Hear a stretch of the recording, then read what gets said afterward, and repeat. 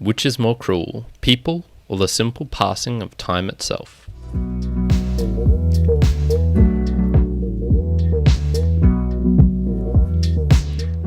Welcome everyone to another episode of the Mere Mortals Book Reviews. You do have your host here, Kyron, coming in live on the 6th of November 2024. And as you might surmise, this is the podcast where I reveal my inner psychopathic tendencies.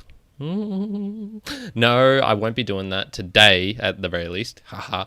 But I will be talking about some psychopaths and some cruelty and things like this that we encounter in this book here, East of Eden by John Steinbeck. So this book was published in 1952, 714 pages. It's a big, thick one. Probably took me about 12 hours reading, I think, to get through in total. And I know this is a section where I summarize it right at the start, but goddamn, this is one of the best books I've ever read. Probably top 10, top 15, something like that. It's a very, very good book. So get that out of the way. And because it's so good, I'm probably going to do a bit of a long episode this one. So hold tight, boy, hold tight. So let's get into, I guess, the summary. So we follow various families across the generations as they live and die in 19th/20th century United States of America. We mostly follow this guy called Adam Trask, who the book begins and ends with. It's mostly centered around him, and the characters are related to him, although they do have their kind of own separate sections and chapters where they're doing their own thing, and it can just divert for like 3 chapters into another random character, but then it'll eventually find its way back to him. And he's a rather sensitive man, surrounded by beautiful and wonderful people who buffet his life to and fro. He is rather he's not a forceful character, and so his kind of just living allows other people to do stuff around him and interact with him. And yeah, that's probably the best description I can get. What we'll find in the book is long descriptions of the Salinas Valley in particular. John Steinbeck's pretty renowned for these descriptions of the waves, the oceans, the things, the actual environment, weaving interactions between the characters and their families, and even a bit of philosophy chucked in. So he's not afraid to put in philosophy, even some stuff that's kind of like poetry. So while it's a rather standard narrative, it does have these just little side jaunts that go off here and there. So let's jump into the main themes and questions to try and keep this book review to a normal length. And this is going to be a little bit of a spoiler because it is 700 and something pages. So I do want to add a bit of extra details to the plot of this. So if you don't want to know the plot, skip over the next 2 minutes. I guess let's start with Adam and just follow his life. So he grew up with a tyrant father, a sociopathic brother, and a really uncaring stepmother. So not a great start for a child in life. And they were on, I believe, the east side of America and somewhere. I can't remember where exactly they were. And basically, like, he grows up in kind of fear, but he was also smart and attentive and had some skills as well. He was a pretty good sharpshooter. And he joins the army because his father basically demands it of him, hates violence, and stays there for 5 years before he comes back and kind of, he kind of has his father's love. His brother loves him as well. But they just aren't able to express it in very good ways. And typically it's actually in ways that are not helpful for Adam himself. And his uncaring stepmother dies, as his stepmother did, as his actual mother did long before he knew her. He falls in love with this psychopath called Kate, who basically like is almost dead, dies on their doorstep, and he nurses her back to health. And because of this weak position, he takes her for a wife. And we knew from a backstory of her why she was in this condition, why she's a psychopath, and what is kind of in store for him. So it's already like, oh, watch out, my friend, watch out.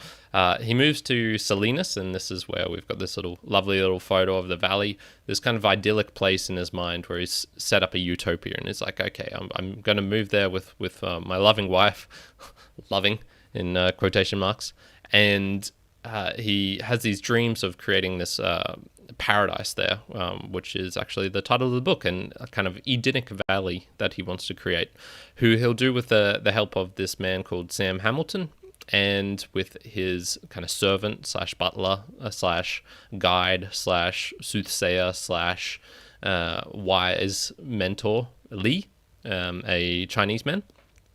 And basically he has two twins in this place before his life gets totally altered and his wife Kate deserts him by shooting him in the shoulder. Ouch. And she goes and runs off and runs a whorehouse, of all things. Eventually, he breaks free of this depression, becomes a better father before kind of encountering difficulties raising his children, but, he seems to be going on a good path. Has a stroke and is confronted with a challenge in his life. I guess we'll put it that way. So there's many other characters. I will be touching upon them soon, but let's jump into the actual theme that I want to talk about, which is cruelty, the intentional act of causing suffering or deliberate inaction to alleviate it. And what we just see is that there's a whole lot of cruelty in this book, and I'll touch upon them. A lot of things happen in this book. It's weird because they appear to be cruel, but I don't think actually fit in this category of intentional, at least in one sort of sense. So it's cruel, but it's not. Let me give some examples. So Charles, his violent, sociopathic brother, I should say, he doesn't want to kill or hurt his brother, because we see how he loves him. We see how he's dependent on him. He's a very lonely man. Without his brother, he's actually a pretty good brother when he's not near him. He sends him long letters, wants to know about him, how he's going, shows care for him, gives him news, all this sort of stuff. But when they're together, he just can't overcome this kind of inner violence that he has in him. So is that cruelty? It's kind of hard to say. Kate, she's just straight up indifferent to whether she hurts people or not. She just wants comfort and independence and to do her own thing. So there's only a couple of examples in the book where I would say she was intentionally being cruel, and the other examples are she just doesn't care. So there was no intent in her actions, which is kind of, it's the intentional act of causing suffering. Sam Hamilton, who's one of the good guys in the book, he hurts Adam, punches him in the face, has to be cruel towards him, but it's only to save the twins and Adam himself of this depression he gets into once he realizes that his wife didn't actually love him, and his whole world breaks apart. We could quibble over this intent or intention aspect, but I take it as the end purpose is suffering rather than a side effect of other actions. So yeah, if I'm using that definition, I'd say there's not a lot of cruelty in this book, but there certainly is a lot of suffering, and god damn is there a lot of suffering. And then there is all the advice of a necessary pain, like Aaron has to deal with one of his sons, his twins, when he's in this new valley. I think it's called King City, and his father makes a big financial mistake, looks like an idiot, and so everyone's calling his son Lettucehead, lettuces being the mistake he was trying to ship them across the country. The only one with kind of what I would describe is actual cruelty is kind of one of my favorite characters, actually, which is Aaron's brother Cal, who's a much more conflicted character. Aaron is this godlike creature. He's beautiful, innocent, kind of I wouldn't say curious, but he has there's a protection is needed of him because he is so innocent. He is kind of this childlike figure, and Cal actually has a bit of a demon in him and will intentionally trick his brother, be cruel to him, because he gets all the love that he himself never could get, because he's kind of, he's got these sinister eyes. He's always squinting. He's always thinking ahead and trying to think, why he wants the love, but he can't get it. And so with all of this being said, let's jump onto, like, I guess, who lives the best life with the least suffering, because but I think that's something to contemplate. No one really wants to go through life with suffering. I think the actual act of suffering, the pain of suffering, is not a good thing in of itself. A lot of people will argue, but you need pain and suffering to move forward in life, to progress, to understand limitations, to eventually find the good things. You need to know the bad to know the good. I'm not a particular believer of that philosophy, and I would say, certainly in the case, like there's a lot of unnecessary pain and suffering in life, which could and should be eliminated if possible, and that's kind of the cruelty aspect of it. Like if you can eliminate unnecessary suffering, that's 100% a good thing. And so, who lives the best life in this book with the least suffering? Well, no one really. We'll start with this. The good characters seem to get through the life the best. So even though they have probably an equal amount of suffering, so I'm talking about ones like Sam Hamilton and Lee, the Chinaman, they have this equanimity that prevails, that in spite of the hardships, not because they avoided the pain and suffering, but in spite of them, they were able to mentally go like, okay, this is part of life. This is, they just had a bit of wisdom in them, and probably had the wisdom to also avoid people who caused trouble and suffering, and to not really deal with them, and only had to deal with their own grief and trauma. So we see that Lee isn't hurt by Kate because he's one of the few people who can kind of see through her, and her manipulations. Sam Hamilton, similar sort of deal. He avoids people who have these tendencies to really hurt him, other than his own children, who he loves kind of unconditionally. So these are the ones who you go, okay, they probably led the best life, free of the most suffering, and probably free of the cruelty as well. The bad characters, they also suffer, but it's mostly because they end up lonely, not because they had more suffering imposed upon them in their lives per se. And so we see that, for example, they actually tend to do financially well. So this being Cyrus, who is Adam's father, he does very financially well. He's a bit of a manipulative liar, and people, and like I said, a tyrant, but his lies, he works hard at the same time, gets through life, gets to a position where, the Secretary of State and Secretary of War is depending on him for his advice about war, even though he was basically a shit soldier and only served for like 2 months or something, like really short period. And but he does financially well. Charles on his farm, this is Adam's brother, who's the kind of the one with violent tendencies. He runs a really successful farm, and ends up leaving a lot of money to Charles and Kate when he passes away. Kate herself, she knows how to run a whorehouse. She finds herself at various times in positions of actually great wealth, perhaps not, but certainly enough to be wealthy and independent, and that, which is what she wants. But Cyrus ends up in the capital all on his lonesome, dies there with certainly a lot of accolades, but no one who loves him.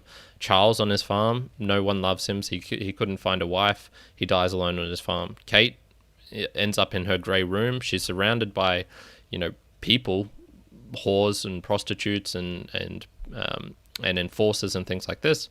But she eventually commits suicide in her own room. And so it's like, okay, well, these characters, they had a lot of suffering, but their most suffering seems to probably be their loneliness, which is caused by them being cruel or doing mean things to other people, even though it's kind of not cruelty because they didn't have the intent per se. The conflicted characters in this book are probably the ones that intrigue me the most related to suffering, because they're most reflective of the population in general, I think, of life. And so they have goodness inside of them, but also a self-destructive side as well. So if we look at some of these, we have Tom, who is one of Sam Hamilton's children. He has these aspirations and the highs and lows, and so he has greatness in him. Everyone says he has greatness in him. They can see that he could be a great person, but they're just not sure if he's going to, because he'll be ecstatic over an invention. He'll do these patents. He's smart guy, and then if something goes wrong, and something does go very wrong in his life, then we see the self-destructive side come out of him, and the abuse towards himself, the doubting, the hatred of his own weakness. We see this with Adam and Aaron. They've got this purity yet selfishness, and delusions of other people's realities, which ends up causing a lot of suffering in their life because they don't see, oh, okay, they don't understand how things could change, how this woman that they've basically nursed and captured into being his wife actually doesn't love him, how this brother or this imagination of what his mum used to be, and even though there's all these warning signs, yeah, she's actually still alive and is a whore and is a psychopath at that, and which just ruins him when he learns about it. And my favorite character, which I talked about, is Cal. He has this kind of steadfastness. He's quick on his feet. He has a way of being blunt with the truth and speaking his mind. Yet there is this iron edge to him where he, like I said, he can be cruel. And typically this cruelty is to his brother because his brother is loved and he's not. So we can understand that. But it's also to himself. This is where I would say there's actual cruelty. Like, he is cruel with the intent of being cruel. There's no other reason for it. And that cruelty can be self-destructive at times. So I put myself with them personally. And these are the characters I kind of connected with the most because I feel I'm them. I feel the highs and the lows. And probably I would describe these characters like myself, which is the lows are much worse than the highs. So you're kind of bounded in some ways, but not in a good way. And the questioning of oneself and your worth, the self-destructive leanings every now and then. It's very hard to look at these characters and not feel some of myself in them, or vice versa. Maybe they would feel that I'm in them. So look, there's not too much to take in a pragmatic sense from reading this book, themes-wise, around cruelty and suffering. And that's okay, because this book it's like entertainment, it's learning, but you don't have to take things away from it necessarily. You can take ideas, and I'll probably talk about this book with other people at some point. What I would say is, Adam dreams of this Eden, which is never fulfilled. And I think life is like this. He's got this idea of he's going to turn this valley into this green pasture with running water, with windmills, with alfalfa growing on the grass, and the winds coming down over the ridges, and just being able to sit there and bask in what he's created. And I think life is like that. You'll have an idea at some point of how your life is going to be, and you'll probably have a fixed idea at some point of like, this would be the ideal life for myself. And it's not going to turn out that way. Life does not give you good things all the time, and maybe 1 in a million people will get this, but not many. So what can you do to make life better for yourself and reduce suffering and definitely cruelty? Well, surrounding yourself with good people who won't add needless suffering, whether they intentionally do it or not. So whether they're cruel or not. There's people who just go through life and are kind of train wrecks, and if you touch them and get swept up in their dramas, like, it doesn't matter if they mean to or not, it can hurt you. And this is things like emotional vampires, for example. And if you can find those rare individuals, such as Sam Hamilton and Lee in this book, who are wise and sure of their of their wisdom, is probably the best advice this book has to offer. Which actually jumps onto our author and some extra details. So I've talked a lot about John Steinbeck before, so I'm going to gloss over his full life. Instead, some extra content, I think, related to this book.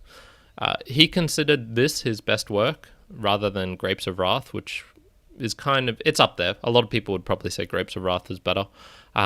And he wrote this book after his friend Ricketts died. Ed Ricketts died suddenly in 1948. And I was just reading the backstory of this guy, Ed Ricketts, and he is kind of the Sam Hamilton, the Lee of John Steinbeck's life. And it seems like a lot of people had this opinion of him, who he was a guy who had this kind of calm, composed nature and a surety of what he was there to do, a joy, a gaiety to himself, equanimity. All of these words probably relate to this guy, Ed Ricketts, and he died in a train crash. So many of the books prior to this, he had used Ed Ricketts as inspiration, this being Doc in ones like Sweet Thursday, as well as there was one of the characters in Grapes of Wrath, the name escapes me at the moment, as well as a couple of other characters in the book. And so you can kind of see how this one person in his life had such an influence on his writing as well. And apparently his writing went rather downhill after his friend passed away. And he himself had some hard times related to the breakup of a marriage, depression, hard times in this period for himself. And probably this reflects what I'm going to say in this next bit here, which is I titled this "The Characters Are to Die For." And I meant this as a bit of a wordplay because I actually really love the characters in this book. This is probably my favorite thing about this book. I loved the just individual personalities that he managed to craft and create and how they interacted with each other, as well as the dialogue. His writing is so good. There was this one point I just remembered where, he's got a discussion between Lee and Adam, and at some point Lee just stops him and is like, I need to go to the kitchen and get the coffee. And it's just so rare to find a book where it's like, yeah, that would be an actual interruption that would happen in everyday life for 100%. And he added it into the book, and it gave it this flavor of an actual real conversation. Yet you can see that the way the characters interact, they're not just having these, fluffy conversations that we have in real life. Oh, the weather was nice today, wasn't it? Oh, yeah, etc., etc. Or talking about inane stuff that's not going to be useful to the plot. So he does this great job of just writing this where the things that need to be included are included with these extra touches, which you might deem unnecessary, but I think give some value to adding to this narrative and the depth of the characters. So, the wordplay, getting back to the wordplay, because while I do love them, man, do these characters die off suddenly. We've got suicide, we've got pneumonia, we've got stroke, we've got appendicitis, we've got arson, death by arson, we've got poisoning, we've got old age, we've got war. There's so many in here, but he managed to cull them down, and there's always only like a cast of 6 or 7 at any given time because old ones die off, new ones die off suddenly. Reading this, it's like I'm not sure. About midway through, I realized I'm not sure who's going to make it. And not only the ones you might feel less affinity for, but the ones you're starting to admire or root for as well. They just get capped at the knees. Dusk. And a special shout out to chapter 34. After Tom's death is powerful. And Tom was this character who I quite enjoyed. And here, I've got a little section here. I'll read it out. And this is coming towards the end of this. It's a very small chapter. It's only 3 pages, 2.5 pages. And what's a good part to read? I'll do this one. In uncertainty, I am certain that underneath their topmost layers of frailty, men want to be good and want to be loved. Indeed, most of their vices are attempted shortcuts to love. When a man comes to die, no matter what his talents and influence and genius, if he dies unloved, his life must be a failure to him, and his dying a cold horror. It seems to me that if you or I must choose between 2 courses of thought or action, we should remember our dying and try so to live that our death brings no pleasure to the world. Man, I don't know what it was about this. I think it was because it was right after the death of Tom and his suicide, which was just... It hit me super, super hard, and it actually made me remember my mum's recent passing. She passed away 5-6 months ago now, and it'd probably been a couple of months since I'd really reflected on her passing, and certainly since I'd like cried, and the pain just hit me hard in this, which was, at least for my mum, she was loved when she died. But the brutality in this book reminded me of just how much suffering there is in life, and in particular for her ending, which was hard. It was really hard for herself, and then also for me and my immediate family, and our non-immediate family as well. And if we want to get spiritual or moralistic about it, I think she had an undeserved and an unnecessary suffering towards the end of her life. And this book, I think, is just a little bit of a primer on either how cruel life it is itself, or how much suffering there is. Which is, I guess, my non-answer to the question I asked right at the start. Which are people, or is life itself more cruel? And I think either or, both can be cruel. I don't think you're going to get through life without having some suffering and cruelty, probably even a lot of suffering and cruelty. And it just depends on your luck of the draw as to whether people are causing that upon you, such as we see with Adam, whose start of his life was certainly there was kind of cruelty from these characters. Once again, depending on if you're defining intent as it being the end goal or it being a side effect. And then you have others who are perhaps like Caleb, who isn't surrounded, or Aaron probably is a better example. Aaron, very similar to Adam, who is this kind of naive yet pure person, yet he experiences a whole lot of suffering and at the same time, even though the characters that he interacts with, his immediately family, aren't as psychopathic, sociopathic, or tyrannical as Adam's were. So it's like luck of the draw, man. But even then, it's going to be, you're probably going to have a bit of hardness going on in your life. So final summary. It's uplifting in some sections, and then, just brutal, cruel things that will make you kind of just be like, no, not to Tom, not to Aaron, not to Desi, not to Adam, not to Lee, not to Sam, not to, it just, even to just minor characters, you're like, shit, man, I wish that didn't happen.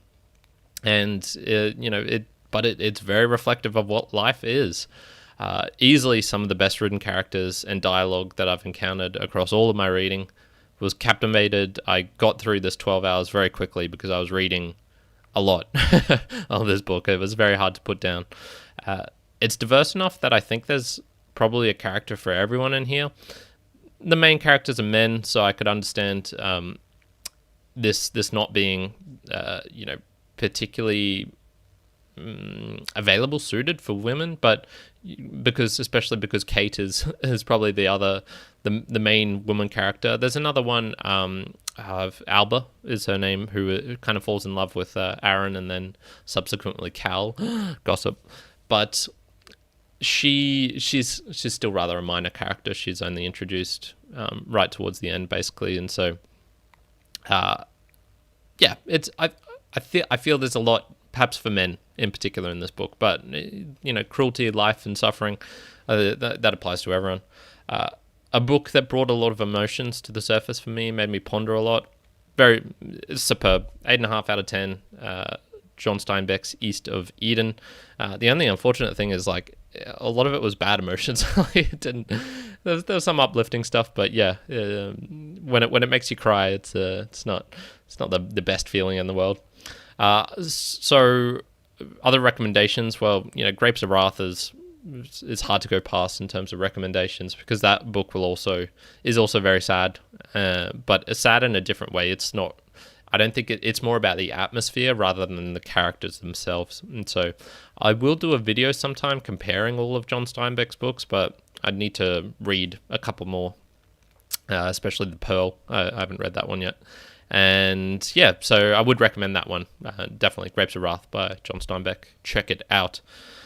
All right, we've gone on a fair bit here. Let's jump into the final sections. Value for value. I would love if you could share this book review with someone who's perhaps thinking of this, who perhaps has a book assignment, perhaps who wants to know what other people think of their favorite character, who are the best characters, or cruelty, or life, or suffering, all these sorts of things.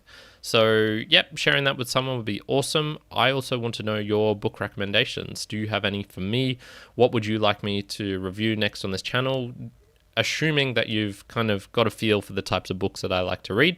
And I'll also, finally, there is a PayPal link down below if you want to help support the show financially, because both Juan and I put a fair bit of effort into doing these. I just noted the other day to my brother, like, I really love doing it. I probably spent a solid hour on the notes for this, as in addition to the 12 hours of reading the book, and I loved it, man. I love doing these things. I love talking about books. It's so much fun. But it does cost money to host the audio. It does cost time and energy. I've got lights, got cameras, got all microphones, all sorts of things. So they will need replacing at some point. They did need buying at some point. So supporting financially would be very much appreciated. And I definitely do call out anyone who does that on subsequent episodes. That's final thing. Live. I am live here. I'm trying to go 11 a.m. Australian Eastern Standard Time every Wednesday. If you want to join me in live here. Juan will put out his book reviews usually on a Saturday at just a random time that he feels, I think in the morning. He doesn't do his books live, but he adds in one every now and then, which we are very much appreciative of. I know he's got one related to fashion and Versace coming up, and hint, I don't think he enjoyed it. So I've also got some ones coming up. I will be doing The Handmaid's Tale by Margaret Atwood. I will be doing A Calendar of Wisdom by Leo Tolstoy. I probably will be doing the For Whom the Bell Tolls by, what's his name? Ernest Hemingway. I am reading Memorias Póstumas de Brás Cubas by Machado de Assis. And I do have a translation of, well, not a translation, the original in Portuguese of The Alchemist, which is one of my favorite books, and I will read that at some point. And I'll probably do a book review related to like the differences between translations, which I hinted at a while ago and said I would do, but I have not done yet, and why the art of translating is actually rather hard. So I will be doing that. That'll kind of be like, not a filler episode, but not a book review at some point. So, not too bad. Half an hour, gotten through all this. I'm pretty proud of myself. So we're going to end it here today. Everyone, thank you so much for joining in, for listening in. And I really do hope you have a fantastic day wherever you are in the world. Ciao for now. Kyron out.